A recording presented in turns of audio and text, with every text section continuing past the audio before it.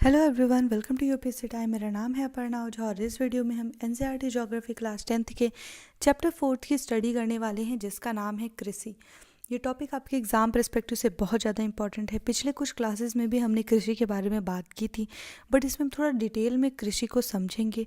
भारतीय कृषि में क्या है, किस तरह की कृषि होती है, कौन कौन से मौसम हैं, इन सभी को अच्छे से समझेंगे जिसमें कृषि की जाती है। ठीक है, तो वीडियो को स्किप मत कीजिएगा, बहुत इंपॉर्टेंट वीडियो है। इससे क्वेश्चंस बहुत आते हैं, हर एग्ज़ाम में आते हैं। स्पेशली देखिए, ज्योग्राफी से क्वेश्चंस जो आते हैं उसमें भी ये आता है। एग्रीकल्चर से रिलेटेड आजकल काफ़ी न्यूज़ है भी, तो हो सकता है कि यूपीएससी प्रीलिम्स में इससे क्वेश्चन आए, है ना। तो वीडियो को स्किप मत कीजिएगा, लास्ट तक जरूर देखिएगा। अगर नोट्स नहीं बना रहे तो मैं फिर आपसे कहूँगी कि नोट्स जरूर बनाइएगा। एक और इम्पॉर्टेंट बात मैं आपको बता देती हूँ कि हमारे चैनल यूपीएससी टाइम में मैंने क्लास 6, 7, 8 और 9th का ज्योग्राफी एनसीईआरटी की वीडियोस बना दी हैं। अगर आपने अभी तक वो वीडियोस नहीं देखी हैं, आप देख रहे हैं कि ये चैप्टर 4 का, क्लास 10th के चैप्टर 4 की वीडियो है। इसका मतलब है कि 3rd तक मैंने ऑलरेडी बना ही दी है। तो अगर आपने अभी तक नहीं देखी है तो कुछ नहीं करना है आपको, सबसे पहले तो हमारे चैनल को सब्सक्राइब कर लेना है, बेल आइकन जरूर क्लिक कीजिएगा, क्योंकि मेरी वीडियोज़ रोज आती हैं तो आपको नोटिफिकेशंस मिलती रहेंगी। उसके बाद आपको जाना है हमारे चैनल की प्लेलिस्ट पे। वहाँ प्लेलिस्ट में एनसीईआरटी ज्योग्राफी इन, उसके बाद क्लास का नाम, फिर इन हिंदी, ऐसे कुछ करके दिया हुआ होगा प्लेलिस्ट। हिंदी वाले प्लेलिस्ट में आपको सारी ज्योग्राफी की मेरी प्लेलिस्ट मिल जाएगी। जितना मैंने वीडियोस बनाई हैं सब आपको, हर वीडियोस करीब 10 वीडियो, 9 वीडियो, 8 चैप्टर, जिसमें जैसे चैप्टर हैं, किसी किसी में 2 पार्ट आ जाते हैं, तो वो भी आपको वहाँ पे मिल जाएगा। अगर आपको वीडियोस वहाँ पे अच्छी लगती हैं, कोई क्यूरी होती है, तो प्लीज़ आप कमेंट और लाइक कीजिएगा। तो चलिए अब हम आते हैं अपने चैप्टर पे। तो कृषि की बात करें तो देखिए, अगर हम भारत की बात करें तो भारत एक कृषि प्रधान देश है, क्योंकि भारत में केवल जो कुल श्रम शक्ति का लगभग 54% भाग किसी कृषि क्षेत्र में रोजगार प्राप्त करता है, इसीलिए भारत को कृषि प्रधान देश कहा जाता है। देखिए, भारत में 15 कृषि जलवायुविक प्रदेश पाए जाते हैं। कोई भी पौधा एक विशेष जलवायुविक दशा में ही उग सकता है, और क्या होता है कि और अपना विकास वो उसी दशा में कर सकता है। अगर विशेष ऐसी दशाएं की स्थिति ना हो तो पौधा का उगना और उसका विकास करना संभव नहीं हो पाएगा। एग्जाम्पल के लिए आप देख लीजिए, जैसे धान एक उष्णकटिबंधीय फसल है। कहने का मतलब है कि विषुवत रेखा के आसपास के क्षेत्र में धान की खेती करना संभव है। पानी बहुत लगता है ना, बारिश होनी चाहिए, वहाँ पे खूब पानी डूबा रहना चाहिए। देखिए, धान जो होता है वो एक उष्णकटिबंधीय पौधा है, जबकि दूसरी तरफ गेहूं को अगर आप देखते हैं तो वो एक शीतोष्णकटिबंधीय पौधा है। यही कारण है कि भारत में गेहूं की खेती जाड़े के मौसम में और धान की खेती मानसून के आगमन के साथ की जाती है। गेहूं 3 कटिबंधीय प्रदेशों में उगाया जाता है। कौन कौन से हैं? उष्ण कटिबंध, शीत कटिबंध और फिर शीतोष्ण कटिबंध। वहीं भारत में 3 प्रकार की फसल ऋतुएं पाई जाती हैं। इनके बारे में आपने बहुत सुना होगा। कौन कौन सी हैं? पहली है खरीफ फसल, फिर रबी की फसल, फिर जायद की फसल। तो सबसे पहले हम खरीफ की फसल के बारे में बात करें, उससे पहले हम कृषि के प्रकार को थोड़ा सा समझ लेते हैं, है ना। देखिए, कृषि के प्रकारों में पहला जो प्रकार है उसे कहते हैं प्रारंभिक जीवन निर्वाह कृषि। ये क्या है? देखिए, कुछ भागों में अभी भी की जाती है ये कृषि। ठीक है, इसमें भूमि के छोटे टुकड़े पर आदिम कृषि औजार जैसे कि लकड़ी के हल, डालों और खुदाई करने के लिए जो है औजार हो गए, कुदाल टाइप के, और परिवार और समुदाय की सहायता से ये कृषि की जाती है ना। यह निर्भर करती है मानसून पर, मृदा की प्राकृतिक उर्वरता पर और पर्यावरणीय परिस्थितियों की उपयुक्तता पर। देखिए, कर्तन दहन प्रणाली यानी स्लैश एंड बर्न, ये एक कृषि है। ठीक है, कर्तन एक दहन प्रणाली है। इसमें क्या होता है कि किसान परिवार के भरण पोषण के लिए भूमि के एक ही टुकड़े को साफ करके उसी पर खेती करते हैं। ठीक है, जब तक उस भूमि की उपजाऊ क्षमता समाप्त नहीं हो जाती तब तक। इस प्रकार की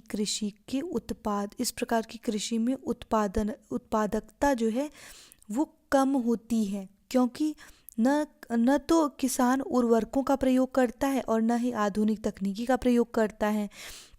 देश में अलग अलग भागों में इसको अलग अलग नाम से जाना जाता है। अब देखिए, उत्तर पूर्वी राज्यों में जैसे असम, मेघालय, मिजोरम, नागालैंड में इसे झूम खेती और मणिपुर में पामलू खेती कहते हैं। देखिए, झूम खेती के नाम कभी दिया रहता है, कभी पामलू करके दिया रहता है।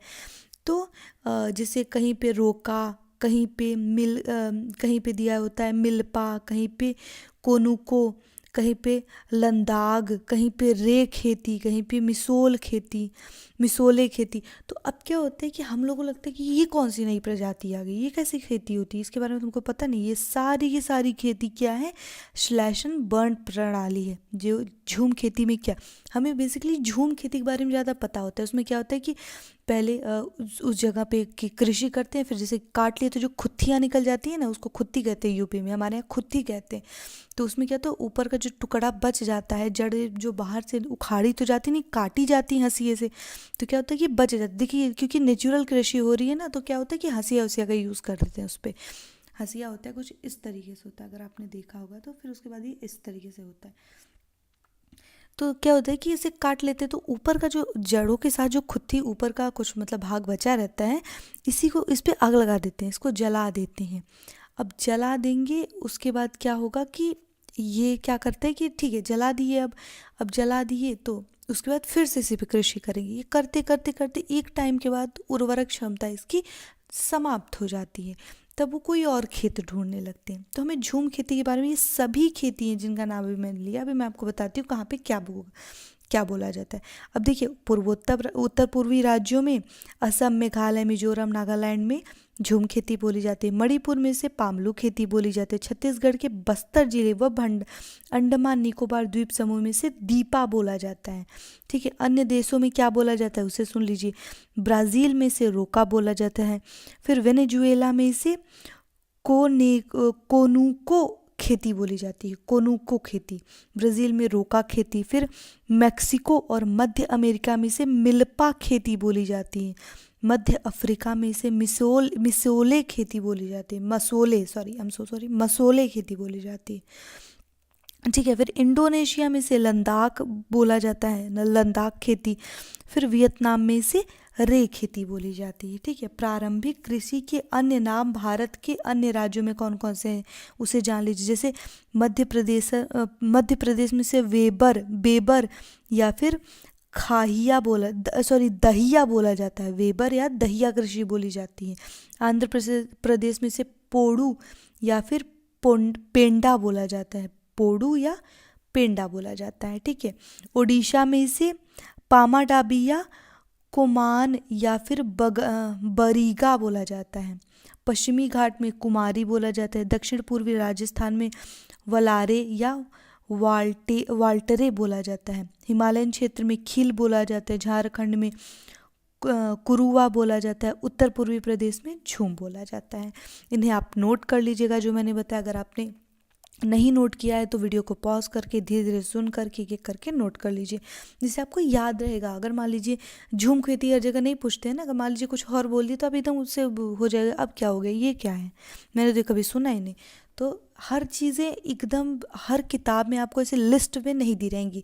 तो मैंने बहुत सारी बुक्स में जहाँ पे मुझे मिल गया, कुछ ऑनलाइन रिसर्च करके, तो मैंने जो नोट्स बनाई है मैं उस आधार पे आपको पढ़ा रही हूँ। तो मैं जो भी आपको पढ़ा रही हूँ वो एक नोट्स के फॉर्म में पढ़ा रही हूँ, जिससे आपको ये ना सोचना पड़े कि मुझे क्या छांटना है इसमें, क्या रखना है इसमें। ठीक है, अब देखिए, अब हमने इतनी बात कर ली, अब हम गहन जीविका कृषि की बात कर लेते हैं। आप इसे नोट करते रहिएगा चाहे तो।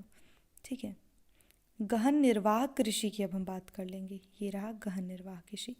ठीक है, देखिए ऐसी खेती अधिक जनसंख्या वाले क्षेत्र में की जाती है। ठीक है, अधिक श्रम गहन खेती है, जो इसमें जो होता है ना कि अधिक श्रम लगता है, जिससे ज़्यादा उत्पादन के लिए ज़्यादा जैव भूस्वामित्व की वजह से ज़्यादा जैव रासायनिक निवेशों और सिंचाई का प्रयोग होता है इसमें। ठीक है, जैसे इसमें श्रम ज़्यादा लगता है तो लोगों भी ज़्यादा लगेंगे, रासायनों का ज़्यादा यूज़ होगा, उसके सिवा सिंचाई का भी प्रयोग किया जाएगा। ठीक है, भूस्वामित्व की वजह से खेतों का आकार प्रत्येक नई पीढ़ी के आगे से छोटा होता होता जा रहा है धीरे धीरे। ठीक है, किसानों के पास कोई वैकल्पिक रोजगार न होने की वजह से किसान सीमित क्या कहते हैं सीमित भूमि से ज़्यादा पैदावार के लिए भूमि पर बहुत अधिक दबाव दे रहे हैं। क्या मतलब कि सोच रहे हैं कि अब इसी छोटे से प्लेस में, मान लीजिए छोटा सा उनका खेत है, सोच रहे हैं इसे में क्या क्या ऐसा बोआ दें, क्या क्या ऐसा बो दें कि जो है मेरा जो इनकम है ना वो ठीक हो जाए, हमारी जो उनकी जो आर्थिक परिस्थितियाँ हैं वो बेहतर हो जाए। अब लेकिन खेत है ना वो तो प्राकृतिक है, अब ऐसा तो है नहीं कि मशीन भी तो काम करते करते गर्म हो जाती है, उसे भी तो थोड़ा टाइम लगता है। तो इसके लिए विकल्प है, जैसे कुछ नेचुरल विकल्प भी होते हैं। अभी मैं एक कृषि के में ही एक फसल की बात करूंगी जिसको इस तरीके से बोया जाता है कि जिससे वो उर्वरक क्षमता खेत की बढ़ा देता है। अगर आप जानते हैं तो आप समझ रहे हैं कि मैं किसकी बात कर रही हूँ, आगे मैं बताती हूँ आपको। अब देखिए वाणिज्यिक कृषि, 3rd नंबर पर वाणिज्यिक कृषि की बात कर लेते हैं। इस तरह की कृषि अधिक पैदावार देने वाले बीजों, रासायनिक उर्वरकों और कीटनाशकों के प्रयोग से उच्च पैदावार करने के उद्देश्य से की जाती है। इसमें क्या होता है, देखिए वाणिज्यिक कृषि के नाम से ही आप समझ रहे हैं कि क्या हो रहा है ये। इसमें क्या होता है कि व्यापार करते हैं, है ना। खेत में वाणिज्यीकरण का स्तर सभी देशों में अलग अलग है। जैसे पंजाब में चावल वाणिज्य की एक फसल है, तो उड़ीसा में दूसरी फसल है। ठीक है, जिसे रोपण कृषि क्या होती है, अब इसको समझ लेते हैं। अब देखिए यहाँ पे दिया हुआ है ना कि चावल जो है हरियाणा और पंजाब में वाणिज्यिक फसल और उड़ीसा में जीवन निर्वाह के लिए यूज़ होता है चावल।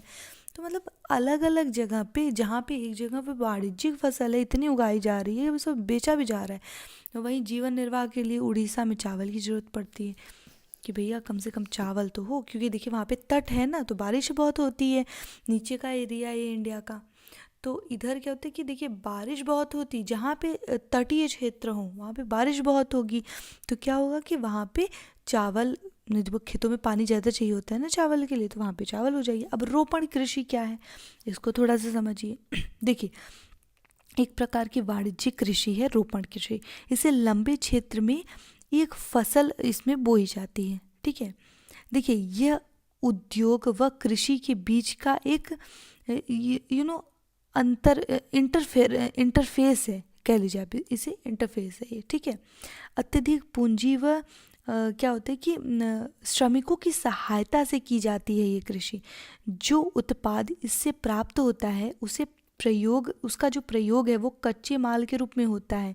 मुख्य रोपण फसल भारत में कौन कौन सी है, चाय है। असम और पश्चिम बंगाल में मुख्य रूप से चाय जो है चाय की फसल बोई जाती है। ठीक है, और कॉफ़ी है, कर्नाटक में इसका मुख्य रोपण होता है। फिर रबड़, गन्ना, इस तरीके की फसल। उत्पादन की बात करें तो देखिए इसकी खूब जो है इसका उत्पादन भी काफ़ी होता है और इसे उत्पाद करके फिर बेचते हैं। वाणिज्य कृषि आप समझ ही रहे हैं इतना। तो अब देखिए इतना आपने समझ लिया, अब ऑब्वियस है कि अब हम बात कर लेते हैं शास्य प्रारूप की, यानी कि कृषियों के अलग अलग प्रकार की 3 प्रकार की होती हैं ऋतुओं के हिसाब से। अब हम बात करेंगे खरीफ फसल की। अब ये खरीफ फसल क्या है, देखिए खरीफ की फसल मुख्य रूप से मानसून काल की फसल है। ठीक है, खरीफ की फसल को जून जुलाई में बोया जाता है और अक्टूबर नवंबर के महीने में काट लिया जाता है। ठीक है, इस फसल के अंतर्गत निम्नलिखित खाद्यान्नों को शामिल किया जाता है। मैं नाम बोल रही हूँ, खाद्यान्नों के नाम बोल रही हूँ, फटाफट से लिखते जाइए, आपको कुछ नहीं करना है। इस तरीके से आप चाहें तो बॉक्स बना लीजिए या ऐसे ही बना लीजिए, आप बस इधर खाद्यान्नों के नाम लिख लीजिए। इधर आप लिख लीजिए कि जैसे खाद्यान्न कौन कौन से हैं और यहाँ पे उनके नाम लिखते चले जाइए। अब मतलब अभी मैं आपको बताती हूँ, खाद्यान्न, दलहन, तिल और नगदी, ये फसलें वहाँ पे जो है आती हैं इसके अंतर्गत। अब खाद्यान्न में कौन कौन सी फसल आती है, धान आता है, ज्वार आता है, बाजरा आता है, मक्का आता है। दलहन में कौन कौन सी फसल आती है, मूंग, उड़द, सोयाबीन, लोबिया और अरहर आती है। फिर तिलहन में कौन कौन सी फसल होती है, सोयाबीन आती है। अच्छा आप देख रहे हैं दलहन में भी और तिलहन में दोनों में सोयाबीन आता है, तो इसे ध्यान रखिएगा। ठीक है, कहीं भी मान लीजिए सोयाबीन से रिलेटेड कोई क्वेश्चन आ गया, दलहन तिलहन उसमें लिखा है, तो दोनों अगर लिखा है तो फिर ठीक है, आप दलहन या तिलहन में से आप उसमें क्वेश्चन जैसा रहे उस बार। अगर मान लीजिए दलहन लिखा है, तिलहन नहीं है, आपने पढ़ाई की अरे सोयाबीन तो तिलहन की फसल, तिलहन टाइप की फसल है, तो दलहन लिखा है, अब मैं क्या करूं?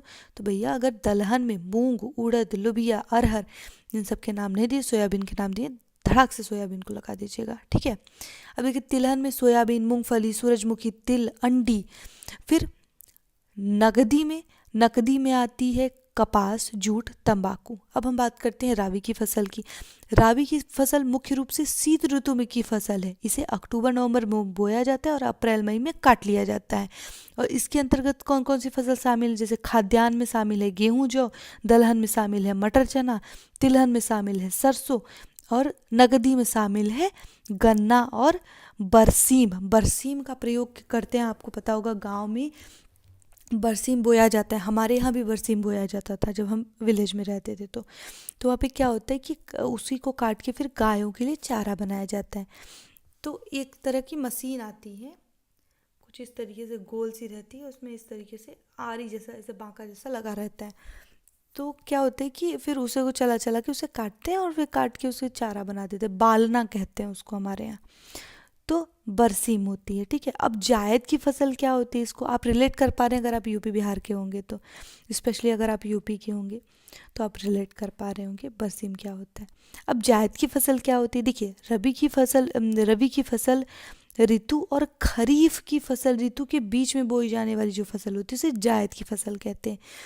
कहने का मतलब है कि ग्रीष्म ऋतु में के मौसम में शुष्क जब हो जाता है मौसम, तो मौसम शुष्क होने के कारण इस समय मुख्य रूप से ऐसे फसल उगाए जाते हैं जो पानी का अधिक से अधिक संचयन करते हैं। इस फसल के अंतर्गत कौन कौन सी फसल आती हैं, जैसे तरबूज, खरबूज, खीरा, ककड़ी। और जैसे थोड़ी सी सिंचाई अगर जहाँ पे हो जाती है, सिंचाई की थोड़ी सुविधा होती है, वहाँ पे मूंग और उड़द भी उगाया जाता है। मूंग और उड़द खरीफ और जायद दोनों फसल की ऋतुएं हैं। सॉरी, दोनों फसल जो है खरीफ और जायद दोनों ऋतु की फसल है, ठीक है। समझ गए आप? मतलब मूंग और उड़द खरीफ की भी फसल है और जायद की भी फसल है, इतना आप समझ गए। अब देखिए, अब हम थोड़ा सा पर्वतीय ढालों के थोड़ा सा डिटेल में बात कर ले। देखिए पर्वतीय ढाल वाले क्षेत्रों में जल तेजी से ढाल से प्रवाहित हो जाता है। क्यों? देखिए जैसे खड़ी ढाल होती है ना, इस तरीके से, तो पानी यहाँ कहाँ रुकेगा, बह जाएगा इस तरीके से। तो क्या होता है कि इस प्रवाह के कारण जल अपने साथ मिट्टी बहा कर लेके जाती है ना, अपने साथ साथ मिट्टी बहा के। दूसरी तरफ क्या होता है कि जल का प्रवाह इतना तीव्र होता है कि हम मिट्टी जल को सोख नहीं पाती है। अब देखिए सोखने में थोड़ा तो टाइम लगेगा ना, तो ऐसा थोड़ी है कि स्ट्रॉ लेकर बैठा है जमीन और सट से बस खींच लिया। तो क्या होता है कि क्या करते हैं ये लोग कि मिट्टी की में जो है नमी की मात्रा बहुत कम होती है। सोचिए पानी गिर रहा है फिर भी नमी की मात्रा कम है, क्यों? क्योंकि सूखने का टाइम नहीं मिल रहा है, बहते चली जा रही है। तो इस समस्या का समाधान के लिए क्या करते हैं कि कंटूर कृषि करते हैं, जिसे समोच्च कृषि भी कहते हैं। कंटूर कृषि अथवा समोच्च कृषि का विकास किया गया है इधर। पहाड़ी ढालों को काट काट कर सीढ़ीदार खेत के रूप में परिवर्तित किया गया है, इसे ही कंटूर कृषि कहते हैं। इसकी मुख्य अब देखिए कंटूर कृषि मैं आपको बता देती हूँ। देखिए क्या है, जैसे मान लीजिए कि ये जो है इस तरीके से,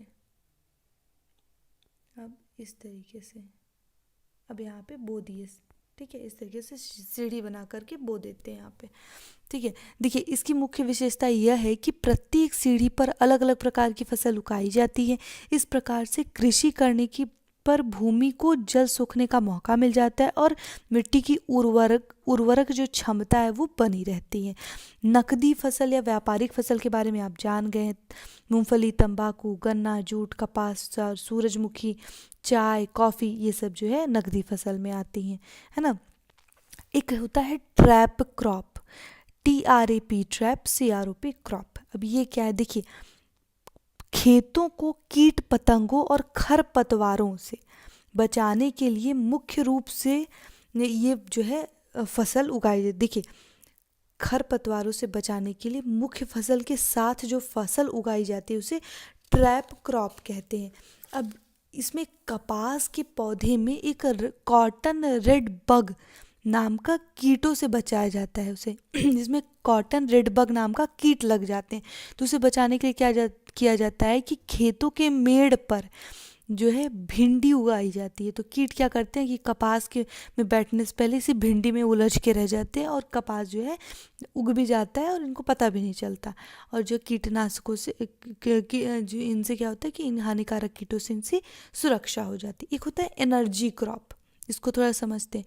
जिन फसलों को एल्कोहल या बायोडीजल बनाने के लिए उपयोग किया जाता है, उगाया जाता है, उन्हें हम एनर्जी क्रॉप कहते हैं। एग्जाम्पल के जैसे गन्ना, आलू, जेट्रोफा और मक्का आदि, इस तरीके की फसल। सर्वाधिक गन्ना उत्पादक राज्य कौन सा है? सबको पता है, ब्राज़ील है। ब्राज़ील में बड़े पैमाने पर गन्ने से बायोडीजल बनाया जा रहा है। ठीक है। आलू में स्टार्च की मात्रा अधिक पाई जाती है और स्टार्च एक जटिल कार्बोहाइड्रेट है जिससे एल्कोहल बनाया जाता है। ठीक है, इतना आप नोट कर लीजिएगा। अब चलिए, अब हम कुछ कृषि की बात कर लेते हैं। जैसे कि सबसे पहले हम बात कर लेते हैं चावल के विषय में। ये चावल यानी धान के विषय में बात कर लेते हैं। भारत में कृषि की बात करें तो देखिए, धान या चावल एक ग्रेमीनी कुल का पौधा है। चावल का वानस्पतिक नाम है ओरिजा है, ओरिजा सेटाइवा है। ठीक है। चावल एक उष्णकटिबंधीय जलवायु का पौधा है। चावल या धान की उत्पत्ति का केंद्र भारत अथवा दक्षिण पूर्वी एशिया के देश जैसे म्यांमार, थाईलैंड, लाओस, कंबोडिया या वियतनाम को माना जाता है। ठीक है। विश्व में चावल की कृषि के अंतर्गत सबसे ज़्यादा क्षेत्र भारत में है, किंतु चावल उत्पादन में चीन के बाद भारत दूसरे स्थान पर है। देखिए, देश में मुख्य रूप से पश्चिम बंगाल और तमिलनाडु में चावल की 3 फसलें पाई जाती हैं, पैदा की जाती है। कौन कौन सी? ओस, जो कि शरद ऋतु में पैदा की जाती है, मानसून काल में। ठीक है। दूसरा कौन सा है? अमन, जो कि शीत ऋतु में पैदा की जाती है, शीत ऋतु की फसल है। और बोरो, जो कि ग्रीष्म ऋतु की फसल है। ठीक है। उसके बाद देखिए, देश में सर्वाधिक चावल उत्पादन जो है पश्चिम बंगाल में होता है, लेकिन चावल का प्रति हेक्टेयर उत्पादन पंजाब में सर्वाधिक होता है। देश में सर्वाधिक चावल उत्पादक 3 जो शीर्ष राज्य हैं उनका नाम है पश्चिम बंगाल 14%, उत्तर प्रदेश 11.7% और आंध्र प्रदेश 11%। ठीक है। देश में क्षेत्रफल की दृष्टि से चावल उत्पादक शीर्ष 3 राज्य कौन कौन से हैं? उत्तर प्रदेश 5.8%, पश्चिम बंगाल 5.38%, उड़ीसा 4.17%। पश्चिम बंगाल परसेंट की दृष्टि से देश का सर्वाधिक सिंचित राज्य है। पश्चिम बंगाल ने पंजाब। ठीक है। पंजाब परसेंट की दृष्टि से देश का सर्वाधिक सिंचित राज्य है। धान उष्णकटिबंधीय मानसूनी जलवायु वाला पौधा है और यहाँ मानसून द्वारा वर्षा होती है। ठीक है। पंजाब मानसूनी वर्षा वाला क्षेत्र नहीं है, सिंचाई के द्वारा यहाँ पे जो है उगाया जाता है धान। ठीक है। यहाँ पे एक चीज़ आप नोट रखिएगा कि हरित क्रांति के पहले चरण में धान की खेती का प्रयोग नहीं किया गया था। ठीक है, इसे आप नोट रखिएगा। देखिए, महानदी बेसिन क्षेत्र यानी छत्तीसगढ़ में वर्षा अधिक होने के कारण धान कृषि के लिए अधिक अनुकूल क्षेत्र है। ये छत्तीसगढ़ में धान की अच्छी उपज होने के कारण ही इसे क्या कहते हैं? धान का कटोरा कहा जाता है छत्तीसगढ़ को। ठीक है। मानसून में बंगाल की खाड़ी शाखा केवल दिल्ली तक ही वर्षा कर पाती है। दिल्ली के आगे वायु की नमी न होने के कारण यहाँ वर्षा नहीं कर पाती, लेकिन सिंचाई की सुविधा के कारण पंजाब में धान की कृषि संभव हो सकी है। देखिए, देश में धान की कृषि के अंतर्गत सर्वाधिक क्षेत्र पश्चिम बंगाल में है। चावल को बहुत धोने से क्या होता है कि विटामिन B1 यानी थायमीन नाम का विटामिन होता है, विटामिन B1 जो है उसकी ऊपरी परत, चावल की ऊपरी परत में विद्यमान होता है, वो नष्ट हो जाता है। गोल्डन राइस चावल की एक प्रजाति है जिसमें विटामिन A यानी बीटा कैरोटीन अधिक मात्रा में पाया जाता है। चावल में ब्लास्ट नाम का रोग लगता है जिससे पत्तियों का रंग जो है भूरे रंग के नाव की तरह से चकत्ते उसमें पड़ जाते हैं बड़े बड़े से। अंतर्राष्ट्रीय चावल अनुसंधान संस्थान मनीला में है, मनीला यानी फिलीपींस, मनीला में है। ठीक है। इसको शॉर्ट फॉर्म में IRRI बोलते हैं। देखिए, राष्ट्रीय चावल संशोध संस्थान कहाँ है? कटक, उड़ीसा में। ठीक है, ये हो गया चावल के बारे में। वीडियो बहुत ज़्यादा लंबी हो गई है, तो नेक्स्ट वीडियो में इसके हम गेहूं और बाकी की फसलों के बारे में डिटेल में बात करेंगे। अगर आपने देखा वीडियो को अच्छी लगी तो प्लीज़ इसे लाइक कीजिएगा, हमारे चैनल को सब्सक्राइब कीजिएगा। Thank you so much for watching, और अपने फ्रेंड्स के साथ, फैमिली के साथ शेयर जरूर कीजिएगा।